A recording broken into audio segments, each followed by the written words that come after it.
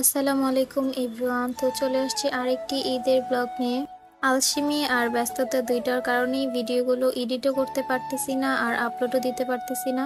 এই জন্য ভিডিওগুলো আপলোড করতে করতে লেটও হয়ে যাচ্ছে। তো যাই হোক, সেদিন আমরা যাচ্ছিলাম আমার ফুপ্পির বাসায়, আর আমরা সবাই এক সেনজিতে গেছিলাম। আব্বু আম্মু মানে বড়রা সবাই আরেক সেনজিতে যাচ্ছিল।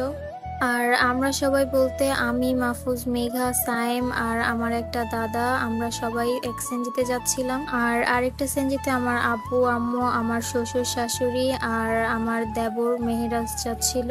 আসলে আমার ফুপ্পির বাড়িটা হচ্ছে মাটির বাড়ি, কিন্তু যাওয়ার পথের রাস্তাগুলো অনেক সুন্দর, এজন্য ভাবলাম আপনাদের সাথে একটু শেয়ার করি। আর আমার ফুপ্পির বাড়িতে যাওয়ার জন্য রাস্তাগুলো যা সুন্দর, মানে অনেক সুন্দর, মাঝ দিয়ে রাস্তা আর দুই পাশে হচ্ছে গাছপালা। তো সবার কথাই বললাম, আমি তো আদিকে ভুলেই গেছিলাম। আদিও আম্মুদের সাথে ওই সেনজিতেই ছিল, কিন্তু পরে ওই সেনজিতে বেশি মানুষ হয়ে গিয়েছিল, এজন্য আদিকে আমাদের সেনজিতে দিয়ে দিছিল। আর ঈদের সময় প্রায় সবাই একদিন না একদিন করে দাওয়াত দেয়, আর দাওয়াত খেতে কিন্তু আমার কাছে অনেক বেশি ভালো লাগে। আপনাদের কাছে কেমন লাগে অবশ্যই কমেন্ট করে জানাবেন। আর ঈদ মানেই তো দাওয়াত খাওয়া আর ঘোরাঘুরি করা।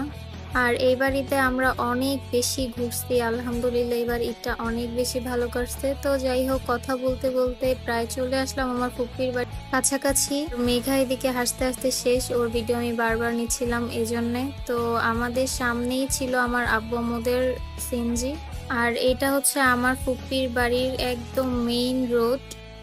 তো এই সুন্দর পরিবেশগুলো দেখতে দেখতে শেষে চলে আসলাম আমার ফুপ্পির বাড়িতে। আর আমার ফুপ্পির বাড়িটা হচ্ছে এইটা, মাটির বাড়ি। আসলে মাটির বাড়ি, কিন্তু 2 তলা। আমার ফুপ্পির বাড়িটা অনেক সুন্দর আর থেকেও অনেক শান্তি। গরমের দিনে তেমন একটা গরম লাগে না। তো আজকের ব্লগ এ পর্যন্ত, কেমন লেগেছে অবশ্যই কমেন্ট করে জানাবেন। ভালো লাগলে লাইক, কমেন্ট, শেয়ার, সাবস্ক্রাইব অবশ্যই করবেন। আসসালামু আলাইকুম, আল্লাহ হাফিজ।